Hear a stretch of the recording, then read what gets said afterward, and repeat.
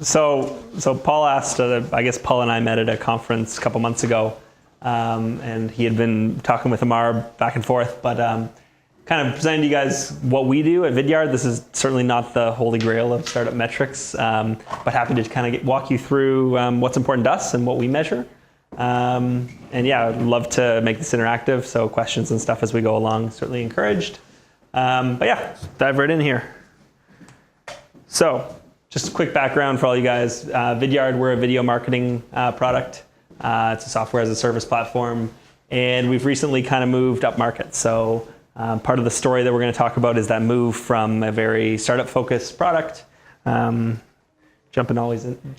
back here. So it wasn't always that way. We were in the video hosting space for SMBs, so just purely putting video on a website, low-touch, self-serve product, very, very funnel-focused. That was probably a better case for the startup metrics because we were very, metrics funnel-focused at that time. But it'll be, I think, a cool analysis on kind of where we've gone from there and what we found. So B2B SaaS metrics. Some of these you might recognize. Some of them you probably aren't. Some of them are made up. This is the metric that we focus on right now. It's called Fat Stacks. So basically, we're very much focused on revenue. So it's just kind of the stage we happen to be in. Certainly have a huge focus on product and building the product to do new stuff and be very leading edge. But it all comes back to doing that in the interest of driving revenue. We closed our Series A just at Christmas time, and kind of going beyond that, I think we're a bit more of a mature company, and it's all about revenue for us now. What was your Series A? We did a little over 6 million, and then before that, we were in Y Combinator and did a seed round, I guess 2 years ago for 1.6. So we're a team of about a little over 20, as Paul mentioned, in Kitchener-Waterloo. Right on. So first thing, just before we get really into the metrics conversation, at a high level, so don't focus on the wrong metrics too early. I think it's really easy as a startup, especially nowadays, some of the literature that's out there, events like this, it's very easy to get focused on metrics. In the early days, we were tracking numbers like churn and stuff, and engagement and all that kind of thing with 5, 10 customers. And when you have 20% churn, but it's just because one of your 5 guys stopped using it, you can't get too worked up about that stuff. So really for us, it was a lot more, hand-holding, talking to customers, figuring out what they were really using and what they weren't. And that was, again, more of a manual process than using tools and other products out there that are really targeted at metrics for startups. That was something that we, I think, did a good job of staying away with. But as I said, events like this, I want to caution that you can certainly be too metric focused a little too early. So talking on that, so metrics can be bad news bears. Again, diverges focus away from the business. This is an image, so I couldn't delete that extra S. Sorry about that. But so it can diverge focus away from what you're actually doing. You're very early stage. It's too easy, as I said, if you start thinking about 20% churn because one of your 5 guys dropped, diverges focus away from what really matters, what your ultimate mission is. So diverging focus on the business and diverging focus on product, and really thinking about what the future is rather than, why did that one of 5 guys leave? So this is kind of a process we've gone through, which, I mentioned the seed and Series A, and I think the kind of, each of those rounds, you go through a different mentality. So startup, pre any funding, just trying to figure something out. Very, very heavily conserving cash, but searching for some product market fit. But I don't think that ends at the, pre-seed round stage, pre-Series A, even when you're going public. Not that I know anything about that, but I really think every new feature, every new iteration you're doing, we are very much searching for product market fit at the micro level. And we've had some small successes. We've built some integrations that have been really, really exciting in the market. We've had a ton of failure. So everything we do, we're kind of hoping to find that product market fit, but it's hard to do so. And and the blue there. So search for a repeatable and scalable sales model. So again, we started out with that very funnel focused approach, which was interesting. You know, it was, again, lots of metrics, lots of measuring what people were doing within the app. Were they looking at our pricing page? How often did that even matter? Stuff like that. And as I said, I think we've learned a lot about things we did wrong there. Again, I don't think we found that repeatable and scalable sales model with the small, low touch, funnel driven approach. So I know that's probably different than some of the stuff you guys have heard or some metrics talks you've had before, but it just wasn't a fit for our product. But we are still building our repeatable and scalable sales model, and it is not I shouldn't say it's not a funnel process. It certainly is, but it's quite a bit different than your, automated tracking number of visitors to the website, full percentage base, how far do they go until they, make a purchase. A lot of what we do is very high touch, a lot of phone calls, a lot of conversations, meeting people at conferences, and Amar's going to get into how we kind of track that through. But yeah, so I think we spent a long time on these two items prior to being in a position to invest aggressively. And I think, again, that this can all be iterated at a micro level too, is that, we would build one small feature. Great example for us, we built an integration with a marketing automation product. We're a product for marketers, very metrics focused. This was a product for marketers that was very metrics focused, that happened to be doing hundreds of millions of dollars in revenue. So we were the first video product that integrated with that. Found some product market fit. That was our first successful attempt, or at least largely successful attempt at doing that. And then found a repeatable and scalable sales model in that small ecosystem. And we do that for every feature and every new integration. And we invest aggressively in that particular ecosystem. Doesn't mean we're doing that across the product. Doesn't mean we're doing that on the features or pieces of the app that aren't working for us yet. But so I think you can really do this at a micro level, but of course it makes sense all across the board. And that goes back to scaling the business. So this is kind of my basic introduction there, and Amar's going to walk you guys through kind of a little bit more about the details of how we run through our sales process. But I mentioned the ignoring churn in the early days and being a startup, focus on fat stacks, if you will.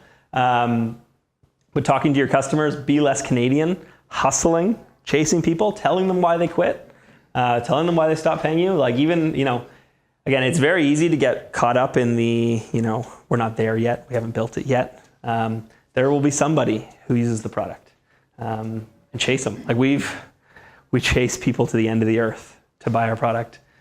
We bug them constantly, and we take no, and we just do it over and over again. That's cool. That's what you got to do. But that's not in our Canadian blood, or at least not in many of our Canadian bloods. So that's why that's up there. But take a quick switch while Amar and I switch the microphone here. I'll be back later. But any questions on that early stuff? As I said, happy to be very interactive if you guys want to talk through stuff along the way. Nope. Okay. All right. So as Devon mentioned, not all of our interactions happen on the website. And so, like in a perfect world, all you guys have probably seen or used some of these services. Hands up for people who use these services. Exactly. I do too. In a perfect world, we'd be able to track every interaction with every visitor, every customer through these services. However, so in a perfect world, which means this should be okay, right? Take the real world, throw some tracking code in, you track everything. Does anybody remember this TV show? I don't either. I just found a Google image. But in reality, no. We have, as Devon mentioned, conferences, outbound dials, you name it, emails, phone calls in the middle of the night. We just can't track this stuff with a tracking code. And so interactions are not limited to your website. And so that's something we've realized as we've moved away from a very low-touch, self-serve approach and have become more high-touch, going towards more enterprise businesses as customers. So given that, your funnel, your traditional funnel anyways, starts to look more like a calendar. I don't ignore the Google logo on the calendar. That's not intentional, right? Because in standard funnel, you've got all the visibility, right? You know, someone visits your site, they view pricing, sign up for a trial, they use your product, they use XYZ features, and then they purchase, right? You've got complete and total visibility from the first time you come into interaction with a person and to purchase. However, in our business model, we've got people coming in every which way, and it's kind of difficult to get that visibility, or at least the same level of visibility. And so here's sort of what we learned. Again, no more self-service. We've sort of determined that enterprise is the way to go, and because of that, it's hard to track what's working. And so the calendar, multiple funnel steps, entry points, right? Conferences, outbound dials, etc. Now, price elasticity. You want to explain this, Devon, or? Sure. I don't know how much of your high school or early college economics you guys remember, but in the enterprise world, you know, we've had a number of interactions, especially when people are comparing us against the self-service, you know, low-cost competitors. There are some out there. I think our product is a little upmarket, and that's why we took our pricing upmarket. But you know, we found a ton of pricing elasticity within the enterprise market. In that, you know, whether you're charging $10,000 a year, $20,000 a year, $50,000 a year, if it's the same signing authority, it's the same sign up, the same process. And there has been very, very little pushback for us. In fact, I was talking to one of our investors earlier this week, and he says every one of their startups that has moved from that kind of low self-service model to you know, talk to a sales guy and work through it, realizes that in the enterprise game, unless they have to go to another level of signing authority, price is very elastic. If you're the product that they want, price, you know, again, it doesn't influence the decision nearly as much as you may think. How much difference is in the price you charge different people? As in, identical customers, do you charge them always the same, or is there a difference in how much variance? I would say, like, there's certainly identical customers. I think are certainly similar, but I wouldn't say that, you know, they're necessarily. Like, it could be a different sales guy they talk to, could be a different person. We have an internal document that we use that kind of guides all our sales guys with all the deals. So, you know, this is the features the customer's looking. You know, our sales guys have a menu, and then it spits out, you know, a target price in the end, and then they're compensated on, you know, exceeding that versus not so much. And again, it depends on the customer. It also depends. In the enterprise game, I will caution you on the other side of the table. I really come from the product side of the business, and the number of hoops you jump through with big enterprises can be exhausting. And unfortunately, our customers aren't so much paying for the product, they're paying for the number of hoops they put us through. So between security audits and site visits and, you know, all those things we have to go, it's a year-long sale process, the price is high. And you know, that's enterprises biting themselves in the foot, but it's, you know, it's cost on our side of things. Yeah, so just to add another point here, if any of you go to our site, you'll notice that we've removed pricing altogether. And what this allows us to do is not get into pricing wars with our customers, right? So we're not constantly trying to outbid each other for. Pricing. And there's certainly a trial that people can sign up for, and they kind of get moved along in the funnel if they sign up for a trial and have a product, but price is the discussion. So one of the things, like, I don't know how many of you guys are running your own startups or are working at a startup, but for us, when we picked a price, it was, you know, this feels right. We didn't really know, like, you know, you only know so much about the market. You think you're building something relatively innovative, so pricing against your competitors is kind of, you know, kind of antiquated and doesn't make much sense. So in our case, we picked a price, we went with it, you know, it was fine, we'll pay it.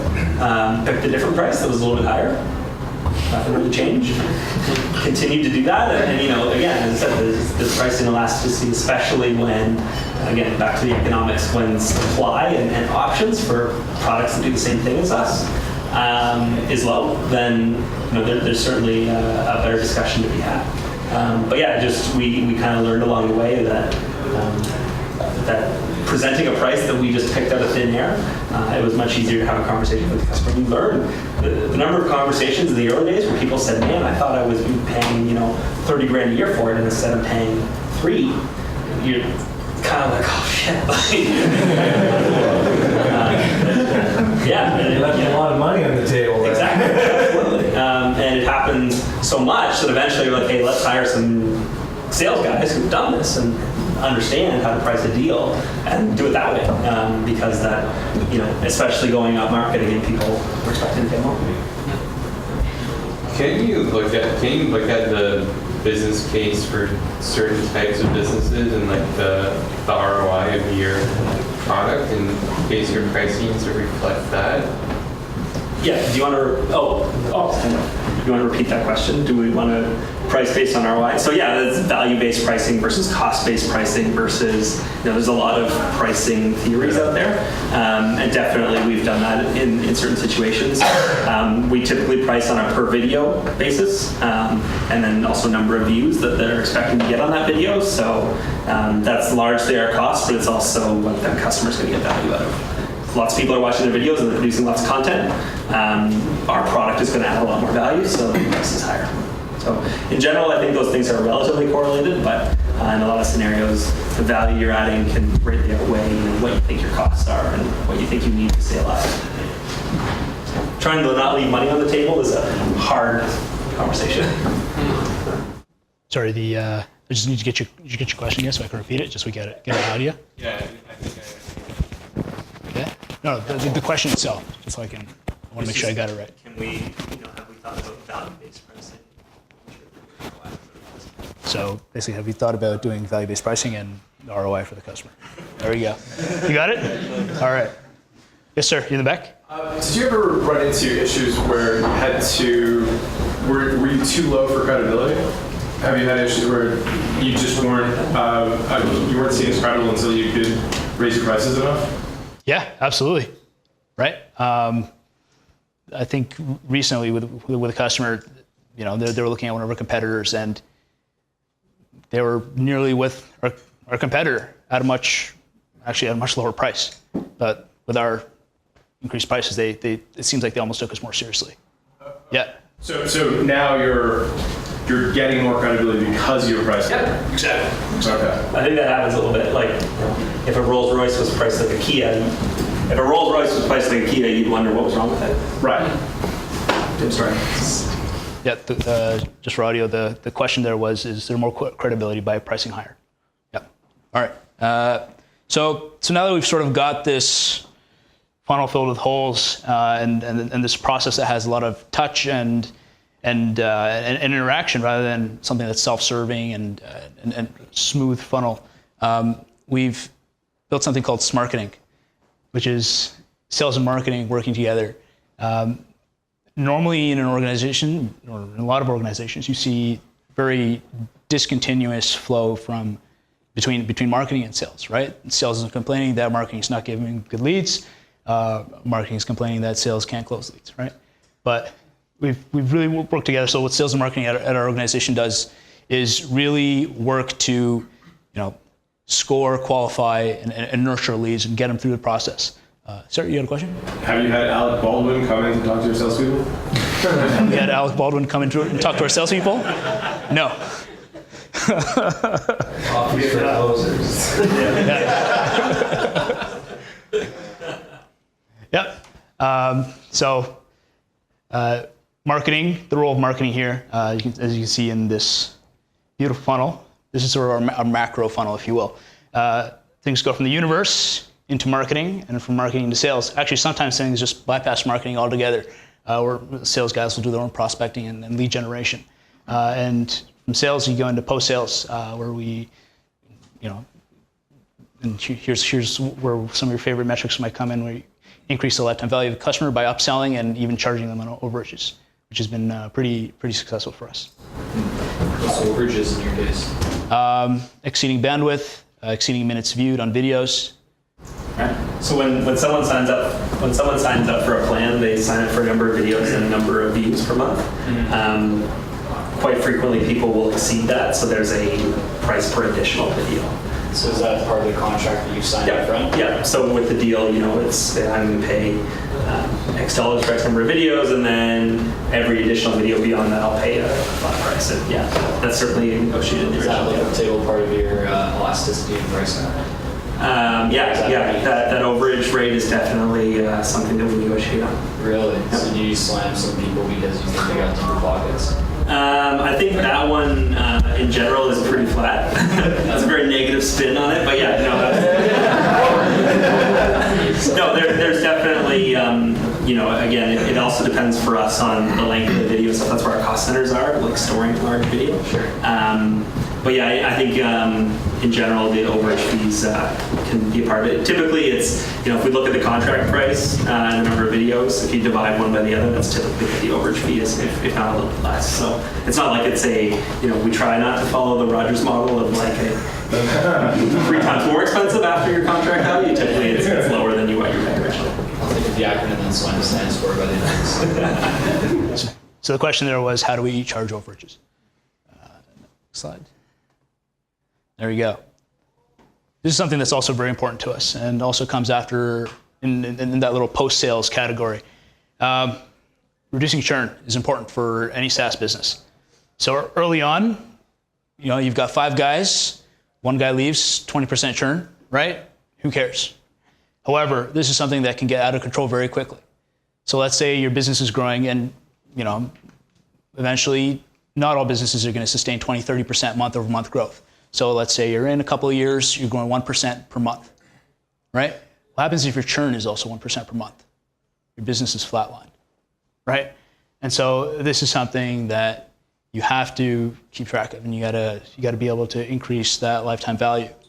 And that's something where we've got here, we make the distinction between customer and revenue churn. You may have heard of us having negative revenue churn. And I'll make that distinction. So customer churn is when a customer leaves, right? When we say we have negative revenue churn, that means the money we lose from a customer leaving is less than the money we gain. So the money we lose from a customer leaving is less than the money we gain from upselling and overages on existing customers on a month-to-month basis. So we've got, hence the term negative churn or negative revenue churn. Is that anything to add to that? No? Cool. Churn, I'm going to touch on it later, but churn kills SaaS businesses more than anything else. So I'll talk about that. Cool. So, Can I that ask a first, question? So for when you're calculating negative churn, like normal churn would be like a binary thing, I guess, right? Like 1 or 0, like that customer's gone. yeah. Actually, I guess it could be like a downgrade of a plan. That would be considered. How do you calculate that? Is it like partial churn? Because my question was going to be, when it's negative churn, if they're just upgrading, then it's kind of like a fraction of a customer. Yeah, so when you look at revenue churn, it's all revenue based, right? So when someone downgrades, you lose money. All right. Right? But then if someone upgrades, you get more money, overages, more money. So the more that the overages and the upgrading, they outweigh the downgrading and then customers There's leave. not any customers. Yeah. Okay. So that's why we sort of make that distinction between customer churn and revenue churn. Can I just add something to that? Sure. Sometimes people visualize that using what's called a waterfall diagram. So it's like, here's how much net new revenue, like new licenses. Here's how much upgraded. Here's how much expanded their adoption. And same plan, but they now bought 3 licenses. Then the customers lost, the downgrade lost, and the delta from that is not different net. So earlier on in the presentation, we showed you a bunch of metrics, some real, some not real. Well, this is what we actually measure, or the metrics that are important to us at our current stage of the business. Annual contract value quota. Annual contract value, pretty self-explanatory. Churn, monthly recurring revenue, very important to any SaaS business. And pipeline. Since we are a high-touch, high outreach, since we're taking that kind of approach, it's important to know how many leads are coming into the pipeline and making sure that our sales guys always have a pipeline of quality and qualified leads. How do you set the quota? Yeah. So the question was, how do you set the quota? Basically, it's been kind of we've now had enough history that we're just kind of rolling on previous months. I think we use a weighted average over the last year, and then we just keep rolling from there. So fortunately, especially in kind of moving quickly on the product side of things, the product's getting better too. So hitting quota is something that's hopefully getting easier. But yeah, that's how we've set it to date. Of the 20 people you have in the company, how many of those are actually interfacing with the customers in a sales capacity? I think we've got four right now. So the question was, how many people in the company are interacting with customers on a sales capacity? Yeah, we've got 4, Devon? Yeah, so we treat it as, we have a couple different roles, and I can talk about this too. We really follow the Salesforce model, really, really tightly follow Salesforce's model. But we have 2 account execs, 1 customer support rep, and 1 person we call an EBR. It's an enterprise business representative. It's, again, it's a term Salesforce uses, but that's more someone who's smiling and dialing, setting bookings for our AEs to do demos and prospecting leads. And what does the support rep do? So he's focused entirely on reducing churn. And also, he does technical support stuff too. But any opportunity to check if a customer, like any customers who haven't adopted the platform, so people who have very low numbers of videos, very low logins, that kind of stuff, he'll do a lot of outreach with those guys, and then largely technical support as well. So when do customers, interface with either the support rep or the account exec? Because at my startup, we're having, the issue where sometimes the customer signals support, sometimes they go to the account exec, and it gets, the lines get really blurry as to, depending on what issue, which person are they supposed to go to? So how do you guys make that distinction? Well, for us, if they're coming into the sales process and a salesperson has, for us, I think it depends on where the first touch is, right? If they're talking to the salesperson, then they'll talk to the salesperson probably throughout the entire sales process. But if they're already a customer, right, then they'll go to support, of course. So do they always go to support? We still try to keep it like a warm and fuzzy process. Like if they email the sales guy and he's already sold them, he doesn't just like the email. But it's basically customer training. So once someone's purchased it, they're given a real warm and fuzzy intro to the support guy who gives them a full demo, and they're really encouraged to speak with him. He's very front and center in their post-sale experience.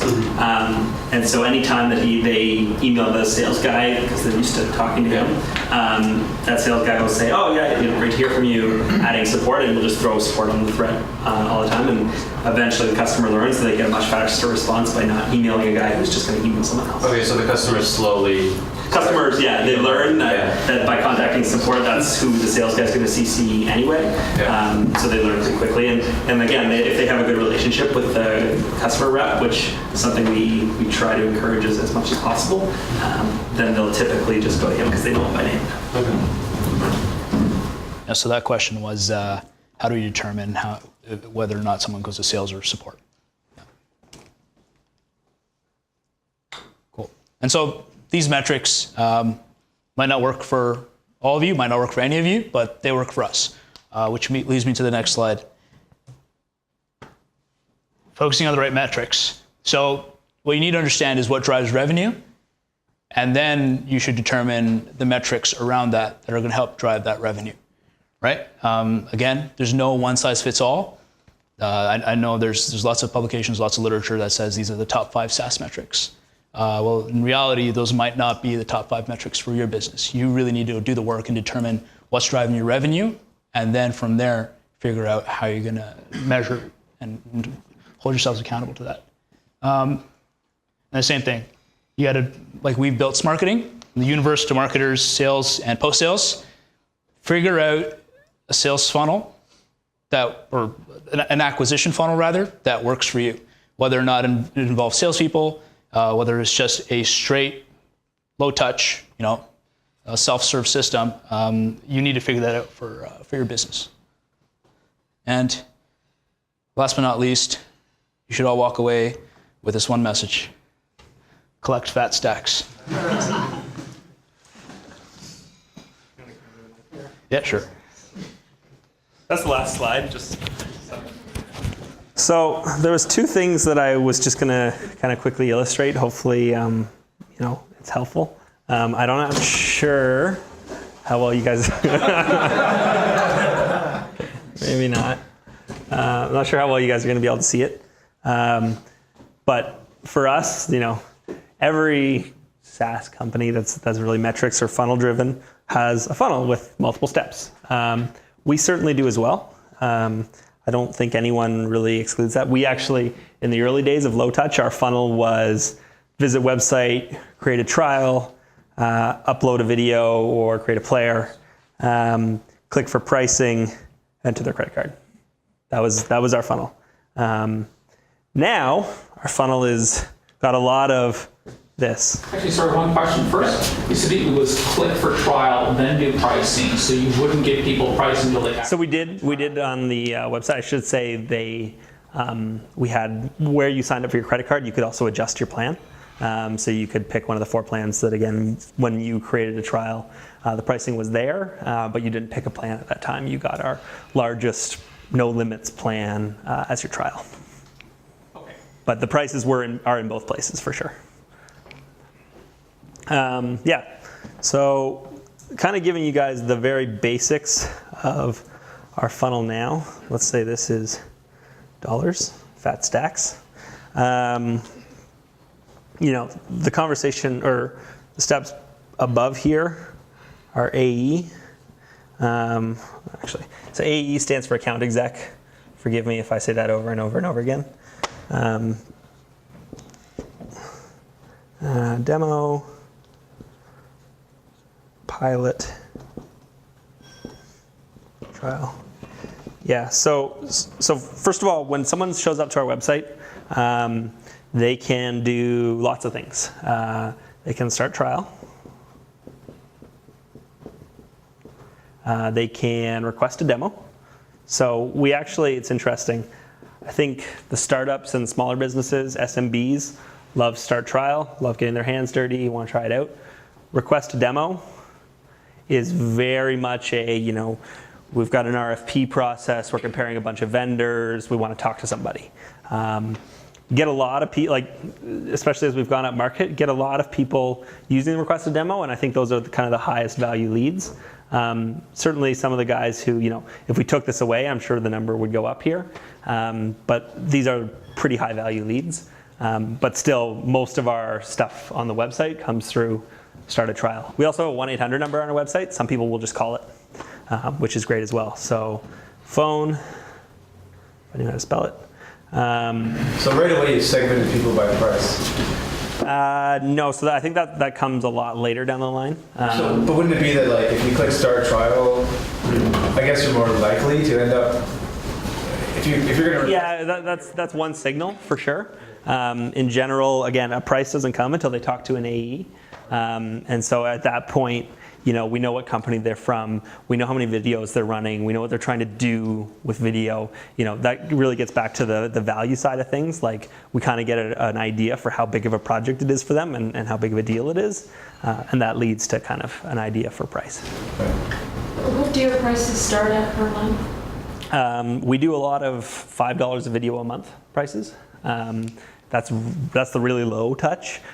We have a number of clients that pay $10,000 and up as well. So it's massive range. Again, now you shouldn't expect that's same functionality. A small publisher. Yeah, a lot of small people trying to publish a couple videos on their website. It's usually $5 a video a month.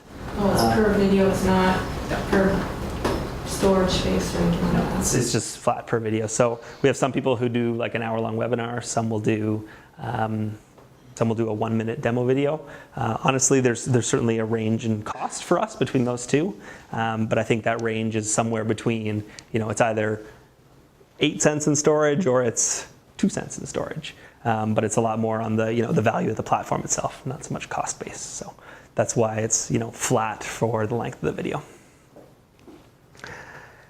Yeah, okay, so the last step so I should say money's here. We have a number of things. Again, it depends if people are evaluating multiple platforms. We have one of our questions that AEs will ask a lot is what's your timeline for a decision? People take, especially in larger companies, they say, oh, we're planning this for next quarter, just trying to get a budget number together, that kind of stuff. So it's actually a pretty, again, in the low stage funnel, light touch, you're often expecting them to convert in a 2-week trial. We did that for a long time and learned pretty quickly that, again, it was, didn't work for everybody. So post AE, there will often be a demo, a pilot, a trial. At that point, we know a price that's been communicated to them, what it's going to be, and then they're trying out the product. They're touching different features. In between here, there's also a massive menu on features too. So again, I quoted that $5 a video a month. That would get what we call as kind of our basic suite of features. So host a video, get some analytics on it, design a player and that kind of thing. We do a lot of other stuff, a lot of integrations with other products, as I mentioned. Those things are, again, typically targeted towards the enterprise customers, and as a result, the price is typically higher for those. But yeah, so the flow here, demo, pilot, trial, people certainly will jump to here. We still get a lot of guys who just want to sign up and pay $5 and heard that Vidyard's great, and that's great. This will be a 20-minute conversation. We'll give them a demo as part of this process, and they'll be on their way. They'll be running videos, and that's wonderful. But the heavier touch stuff kind of goes through, either start trial, request a demo, call our phone line, or we've met you at a conference. We know you're a user of one of the products we integrate with. We know you're a marketer or people doing online video, so we do some list scraping and stuff to get leads there. And then here we have an EBR, an enterprise business representative, as I mentioned. So this is a guy who's talking to you about if you have video projects going on, if it's something we can help with, basically qualifying. Do you want to set up a demo? Do you want to talk to an AE? Lots and lots of people leaving the funnel here. This is the qualification process. So plenty of people there will say, look, I'm using your competitor and I love it. And I've got a 2-year contract with them. And they're out of the funnel. That's fine. And the guy moves on to the next lead. In general, start a trial, request a demo are relatively hot ones. And also some of our account execs do their own prospecting. So rather than just this EBR making calls, the account execs will do their own prospecting. Again, typically people they think are very warm, someone they've met at a conference, someone who's emailed them directly because they know them, that kind of stuff. Pretty warm leads stay out of the top of this funnel. So that's that. Any questions about that one? What about your renewal process? Good one. First of all, Vidyard's been around for 2 years. Most of our contracts are a year, so still learning. But in general, we also do a ton of month-to-month stuff, and that's in our support organization. So what does that mean? Typically we haven't dealt much with, after the fact, upgrading them to, what their second year will look like. Typically either the conversation is they've had a lot of overages along the way, and then we'll get them committed to a new plan that meets their new needs. Or they'll just continue along their merry way with their existing plan. But again, still learning a ton about that one. Other questions? How do you compensate your EBR? EBR, that's a good one. Also something we're still learning about. So he'll have we kind of do a quota for demos booked for the AE. And again, this is something we're going to be very iterative on, but we've taken our first approach. Our EBR started 3-4 weeks ago. But something that'll be a very iterative approach, but basically set a number of demos per month kind of quota type thing for him. So there's a base salary, there's some reward for setting a quota, and then we'll look at the close rate on those demos, and he'll be compensated for having a solid work there. The EBR is also able to close deals below a certain annual value. So if it's the startups that are doing $5 a month, that kind of thing, he will close those, and we'll get a small commission on those as well. Largely base salary though. Do you have any approval process on discounts, like above a certain threshold they have to talk to Yeah, that's been an interesting one. We have, as I mentioned, we have a bit of an Excel spreadsheet that's kind of like a menu. When our guys are, like when our AEs are going to really go outside of that, I think we typically said like a plus minus 10 or minus 10%. If they're going to go really outside that, then we certainly have that conversation. Typically it's Mike, my co-founder, who kind of leads the sales org. But yeah, we definitely kind of set that as a red flag on those. And you know, there's not much of an approval process. It's cool, sounds good, sounds like they'll be a great customer for us. We get a lot of that too when we're matching a competitor's price, which does happen. What are you using to track those metrics and to present them to salespeople? So we use Salesforce for a ton of stuff. Yeah, that's the big one. And then our CFO certainly tracks closes and commission numbers. So once a deal is signed, he tracks, you know, whose commission that goes into. Yeah. How do you track the margin you make on deals, especially once you get into like the vague, more vague, enterprisey, bigger deals where they need a lot of hand holding? Yeah. Well, we just want this small customization that requires like 25 meetings and like, you know. Yeah, that's one that's been a challenge too. I think so. In general, we do bill out. You know, if it's beyond just the base platform, we'll just bill out on an hourly basis to build a feature or something. We try to make that built on our API set, which is a little separate. That one in particular, it's a bit of a professional services organization, so we bill that out on people's hourly time. But yeah, often to close a deal, we'll have to include some number of hours. People will have a vision for doing, a little video widget or something like that, where they want to embed it on their website. It looks a little different, and we'll build that into a deal as well. We've done that before too. And then it's the AE will come to me and say, what do you think it's going to take to do this? And I'll give them an hours number and take it from there. Paul? So you've got this high-touch sales process where you're on the phone with your customers, or at least communicating with them personally by email or whatever, and they're also interacting with your site. Do you have a way of knowing who they are, and how do you measure when they're on your site? Do you send them links specifically for them? So we use Kissmetrics. Amar's like our Kissmetrics expert, big hacker of that. A lot of our learnings, especially lately, have been post-close. Because they flow from the website to the app where they have to be logged in, we know who they are when they're logged in, and so we can track back to what they were doing on the app or on the site before. A lot of our learnings lately have been post-close. You know, what did our website do to convert this guy? Anything to add there? Yeah, I can add something. So you mentioned giving links. I'll give you guys a little trick here. Anybody who uses MailChimp? Yeah? Okay.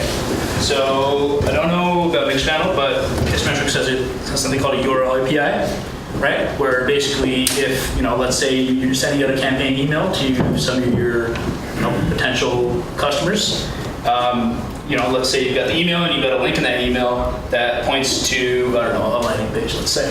Now, your URL would be www.vidyard.com/landing page. What the Kissmetrics URL API does, it adds a bunch of query strings to the end of that.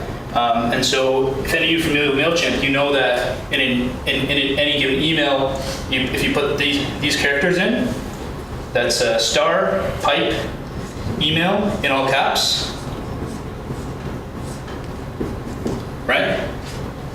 So in Kissmetrics, if you go to the documentation, they've got a URL builder. If you put this in as a customer ID and put this into your email, put the query string with this as a customer ID into your email as the link from MailChimp to your site, you'll be able to track what that person does on your site. So you know if that person from the campaign goes on your site, business pricing, they look at a bunch of integration pages and whatnot. So that's sort of one way to bridge that divide. You can also do that with Mixpanel, but you might need a little custom JavaScript. Yep. Just a little tip there. I don't know if that's common knowledge. Just sort of give you Cool. So do you feel like you could be like tracking that a bit more and like doing things pre-sales to like, your salespeople could kind of have a pretty good idea of what they've done so far. And We have so we've got lead scoring set up. So whatever they do as far as emails go, or site goes, that all feeds into Salesforce. So there's a little lead score. Before they call them, they'll know, how much interaction they've had. I can see the whole conversion funnel working nicely, and you're iterating, as you said. How do you fill the funnel? I'd like to know what the top aspect of it is, and how do you get prospects into the top of the funnel? What methods are you using? So one big source of potential clients has been our integration partners, right? So customers of our integration partners are primed for using our product, especially if they use Vidyard. So people meet at conferences. There's also some. Who are some of your integration partners? Eloqua, HubSpot, Marketo, some big marketing automation platforms. Yep. And you can track. So there's actually products out there that track companies that have those technologies installed on their site. So you can grab a list of, let's say 1,000 companies that use Eloqua. We then, we outsource some folks to get us contact information from folks in marketing, those companies, and they go into the top of the funnel. Yep. So you're using Salesforce to track information about these leads or people in the system. How are you sharing these numbers with the team essentially? Like if it's just Salesforce, are you generating reports out of there, or are you using something like Gecko Board? You got monitors plastered around the office so people can get a heads up on what's happening, or what's your strategy? So the question, I know we've been forgetting to repeat questions, but the question was, how do we share some of our Salesforce data with the team? So all of our AEs will mention that we have a Tuesday company meeting that everyone attends, and all of our AEs will kind of give some numbers on their closes to date, pipeline, and expected commit for the month. So that's certainly presented every month, and then we kind of do a full forecast review on a quarterly basis. And what about with KISS metrics? Is that just plugged directly into Salesforce? So you're treating Salesforce as a canonical place to get all info? Yeah, so we take a look at key actions that we say these things add to a lead score. So things like, for example, viewed X number of blog posts, view the pricing page, view this certain feature page. Right? Those actions, those get funneled into, and it all depends on if those actions can be attributed to an identity, right? Which can be matched into Salesforce. So we pump those into Salesforce. There we go. Does that answer your question? Yeah, absolutely. Cool. So the other thing I was just going to touch on quickly was the churn thing. So I know Amar mentioned it, and hopefully everyone got it, but churn is a huge deal for SaaS companies and subscription repeating stuff. And really it's because I think at a product level, how good the product is the same for everybody. I suppose other than some particular menu items being different, the general functionality of the product is relatively similar. And if the product sucks, that affects churn as a percentage. So some percentage of people are going to be impacted by that suckiness, as opposed to on an individual numbers basis. So it's multiplying by your current customer base. So let's say the product was 1% sucky, 1% of people churn. So we always think about how good the product is and how good our customer support organization is in terms of a churn percentage. The problem is that an AE works in terms of revenue dollars, so a flat number rather than a multiple on total revenue. So let's say an AE is doing, $50,000 in annual value in a quarter or in a month. But you have 1% churn, and your total contracts is $1 million. How many zeros are in $1 million? So 1% of that, you've lost $10,000 in revenue that month. But you've replaced it with 50,000 new. Problem is when you become a big company, this becomes, so you've lost a fifth of an AE's time. When you become a bigger company and you've got, say, 10 million, now all of a sudden you've got 2 AEs time being lost by that 1% churn. So again, it's for us, and it's a hard concept to illustrate, but if this number goes up by 1, we're really changing, like that's a whole multiple on our total customer base rather than just what a particular AE can close in that month. And so all of a sudden you're paying lots of AEs just to keep you on pace with what you were doing before. It's not driving any growth, so the cost of maintaining your customer base goes down. So the power of that negative revenue churn number is, the $1 million you were making last month, if you fired every single AE by having negative revenue churn, you would make more than $1 million next month. And that's firing all the AEs. So negative revenue churn is super, super powerful because your existing customer base is growing itself, which is great. And we've been lucky. We're building a product that people are investing more and more into video, and as a result, hit some of those overage numbers and are getting more value out of the product, and thus this is a really golden number for us. And the other number I put on the board was customer lifetime value, LTV. Oops, don't know how to spell LTV. LTV. That number, when you have negative churn, is infinite. Customer technically stays forever. And you could certainly debate on that, but the revenue churn number for us has been a huge deal. Do some of your investors ask you, is that part of your review? Absolutely, yeah. Huge part of our board review. That was actually, I would say, probably one of the largest reasons why we were able to close RA. Do you track referrals at all? I mean, because the other way that customers can grow is one customer brings more customers, and that's not negative. Yeah, that's it's not something we started tracking. Something that I would love to put some programs around. But yeah, I can definitely see the power of that. We just haven't got there yet. Yep.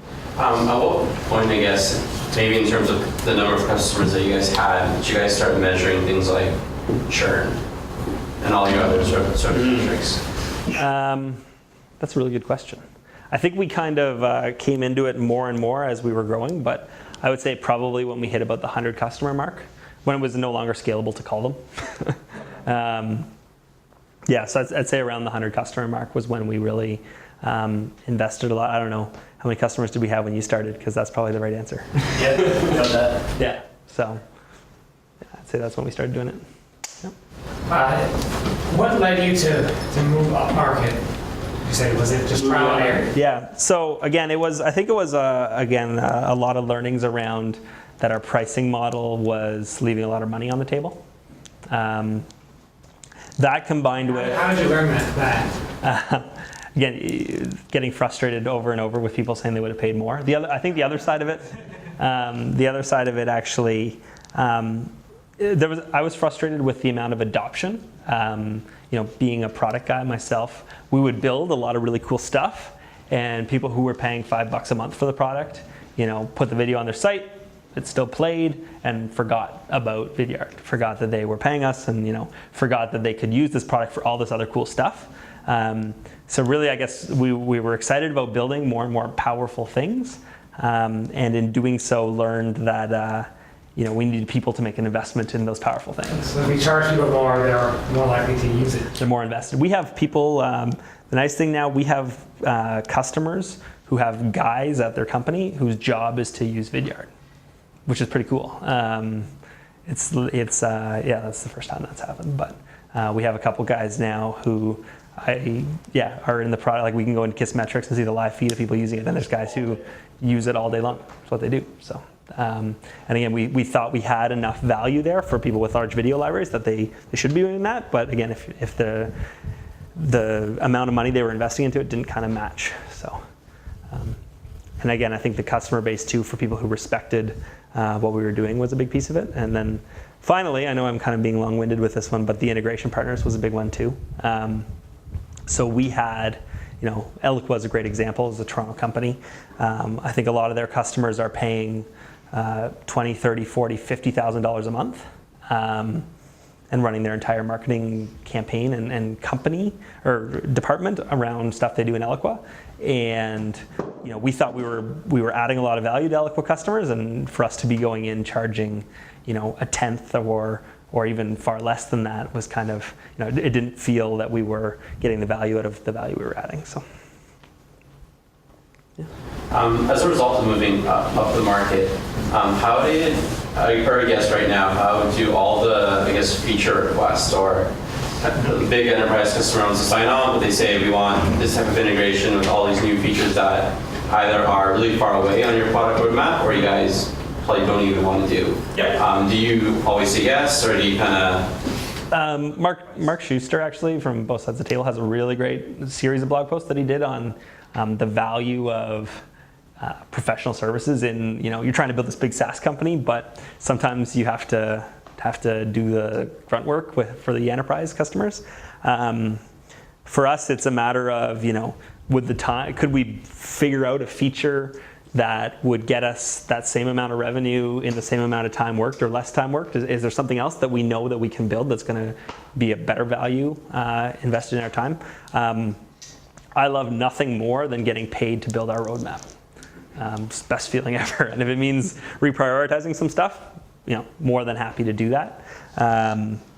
It's just, I think we've got a lot of things to build, and if we're doing that for particular customers, then that's fine, as long as we don't give them too much say at the table in terms of what we're building. Yep. In more general terms, how do you determine if you're going to build a particular feature, and how do you teach a customer to use it? Yeah. So how do we teach a customer to use a feature? Yeah, and how do you determine if you're going to build it? If we're going to build it? Yeah. So I think in terms of what we're going to build, as I said, it's largely, it's largely customer driven, and it's largely, where the best investment of our time is. Our sales guys, the other nice thing about this is, rather than, I think you can learn a lot from those automated tools in terms of what people are doing with the product, but you can also learn a ton from AEs whose only job is to be on the phone with customers all day long. And so to ask them, what are you hearing? What do you get requests for all the time? I heard a great story from the founder of Wufoo, which is like a SurveyMonkey competitor, about how they used to fake build a feature. And they would build a feature and put a little tab in the UI of the app, and then if you clicked it, it would just give you a 400 error and say, haha, we haven't built that yet, but thanks for your vote. And then they would just collect those as votes. And so it was like, these people are interested in this particular feature.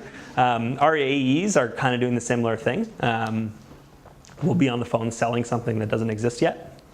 But yeah, it's and that's a fine line to walk, but I tell them I can build it before the enterprise company can get their heads together to get it done. So, we're comfortable doing that for the most part. But yeah, it's in terms of deciding what to build, I think even for us, still it's a lot of relying on our sales guys to be the voice of the customer, and still as founders, a lot of gut too. Yeah. So you obviously do some custom coding in your integrations. There's in your funnel with the sales and marketing stuff, Salesforce and whatever. I'm just curious, what percentage of the amount of dev effort that you guys put into your product do you put into that kind of stuff? One number. I don't know. I think you spend a ton of time on the product site, and that's a lot of that is managing the funnel. From a core product, measuring that stuff, other than some of the Kissmetrics tracking code, and giving our sales guys the ability to assign a particular plan to a customer's account, we don't do a lot of it. It's really kind of Amar's time funneling the guys from the top of that funnel into Salesforce and getting our AEs working with it. What's the communication like between AEs who are talking to customers all day and sort of the product side? Is it just kind of they walk over to your desk and say, hey, this is a great feature, I've been hearing a lot of it, or? Yeah, no, it's, I try to keep it really tight because that's important. We're fortunate to be in an office of, as I said, just over 20, and we're all in the same office, so communication barriers are pretty low. for me, making a decision on, I hear 3 different things from 3 different AEs, and making a decision on what we're doing is a hard one. And balancing that has largely been, the size of the deal that we're talking about, and who, if it's not a particular customer that we're building for, then it's, who's a customer persona we're doing. And as I said, we're still in the middle of learning a lot about moving up market and what features we build going up market. A lot of the stuff we've built lately is on user management and permissions and lots of stuff that enterprise companies like, and it's not really video marketing, but it's stuff we have to do because that's the tools they want, right? Yeah. A 2-part question. I know originally you actually had started off by making content, so I think your business changed a few times. That's the first question. The second question, you were in Y Combinator, so what's your honest opinion? Did that really help you with your business? Yeah. Okay, so addressing those in order, we started as a content production company. Redwoods Media it was called. And we were making videos, myself and Mike, my co-founder, were making videos for companies. That was a great experience for us learning, it's first of all what got us into Vidyard. Mike and I are both engineers, and we were excited by the prospects of online video when we thought we could make videos. Mike had a real passion for it, so we went out and tried to do it. Learned that we weren't the most creative guys out there. There's people who go through wonderful graphic design programs and we're far and away better at it than us. But at the same time, we managed to do enough contracts and deals there that we learned. We would get asked by our customers all the time after we delivered the video to them, what do I do with this? And there's a professor at Waterloo, University of Waterloo, called Larry Smith, who's pretty famous, and we asked him, we said we were making these videos, and we asked about differentiating ourselves, and he said, you guys should try offering some analytics. So we started telling companies we would host that video for them on our servers. It was a very rudimentary thing we hacked together, but we could at least track the number of views they got. And then we did that to sell more video projects. So we did that for a long time, and again, it kept smacking us over the head that customers would ask us for a tool to host the video, and then we'd say, hey, you've done a couple thousand views on that video, it must be working well for you guys, it's time to, we should do another one. And they'd say, how'd you get that data? And then eventually, again, it kind of evolved for us, realizing that, we could probably sell them that data. And we tried, and we were successful, and then we got into Y Combinator for that project. So that was Vidyard. How was YC for us? That was great. I highly recommend it to almost any entrepreneur. It was a ton of work and ton of focus. I think there's some really interesting writing out there by some of the YC partners, Paul Graham and Sam Altman, talking about how the structure of YC, and there's a 3-month sprint, and at the end of it, it's like demo day, and it's a huge deal for your business, and putting that deadline in front of you. They have a prototype day, they called it, 1 month in, where you have to demo to all the other companies. And that's like a super artificial deadline. They don't care at all what happens at that day. But it's that artificial deadline that we got to get something done for that first month. So I think structuring it and their leadership in terms of the direction we were going with it was really, really valuable. Far and away before we even built Vidyard, one of our early mentors was a head of product at Eloqua and told us, you should think about integrating this video thing you're talking about with Eloqua. It would be really valuable to their customers. And at that time, I said we still got to learn how to put video on the internet. So that we had a lot to do before that. But 2 years later, we came back and built that integration. And I would say similar story in terms of going through YC. Our vision going in and our vision coming out was pretty similar, but they had really kind of given us poured a lot of gas on the fire to keep us going in that direction. But for us, it wasn't a huge 360 multiple pivots during YC at least. Certainly tons of companies that go through that program do, but for us it wasn't.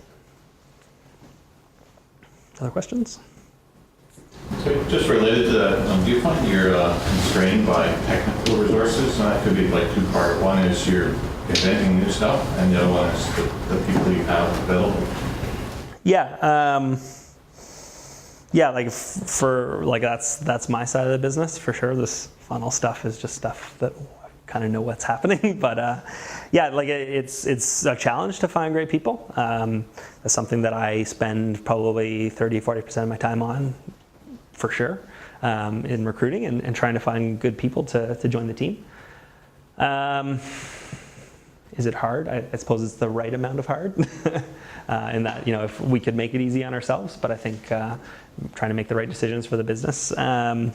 Then technically, we're trying to do a lot of integrations with a lot of different companies, and that's hard too. Some of the stuff we need in order to build those integrations doesn't exist, and we backtrace the way they're doing stuff and fake it, and they break it all the time. But they're excited about what we're doing, and we're excited about what we're doing in that space, and so they're pretty good at supporting us, even if we're not really coloring within the lines. It's really frustrating when it breaks, though. Other questions? Cool. Thanks a lot, guys.